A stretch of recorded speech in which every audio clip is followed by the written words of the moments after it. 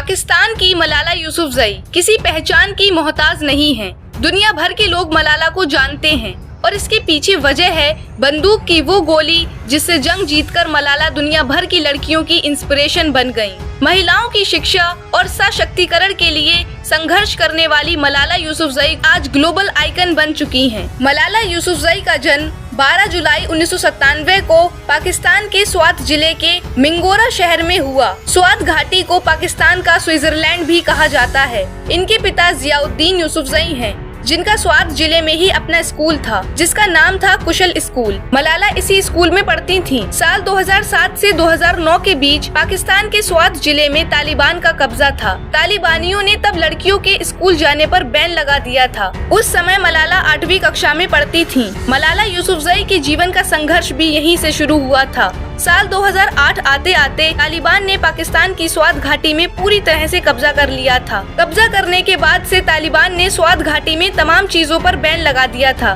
जैसे dance, beauty parlour और लड़कियों का बाहर निकलना। यहाँ तक कि 400 से ज्यादा स्कूलों को बंद करवा दिया था। इस घटना के बाद ही मलाला के पिता ने अपने परिवार को पेशावर ले जाने का फैसला किया, जहां मलाला यूसुफजई ने नेशनल प्रेस के सामने अपनी स्पीच दी, how dare the Taliban take away my basic right to education. और उस समय मलाला की उम्र सिर्फ 11 साल थी। यहीं से शुरू हुआ था मलाला का शिक्षा को लेकर संघर्ष। साल 2009 ही वो समय था जब मलाला ने BBC के लिए डायरी लिखने की शुरुआत की थी। इस डायरी में मलाला ने वो सारी बातें डिटेल में लिखी जो अत्याचार तालिबानियों द्वारा किए जा रहे थे। इसी साल दुनिया की नजर में भी वो आ गई थी, क्योंकि इनके पिता ने इनका नाम सार्वजनिक कर दिया था। मलाला का नाम सार्वजनिक होते ही वो दुनिया के नजर के साथ साथ तालिबान के आतंकवादियों की नजर में भी आ गई थी। साल 2012 आ चुका था। मलाला यूसुफजई फेमस हो रही थी, लोग उनको पसंद कर रहे थे, लेकिन तालिबानी आतंकियों की नजर में वो खटक रही थी। 9 अक्टूबर 2012 को जब मलाला अपने साथियों के साथ स्कूल बस से घर आ रही थी, तो उसी बस में तालिबानी आतंकी भी चढ़ गए थे। उन्होंने मलाला के सिर में गोली मार दी।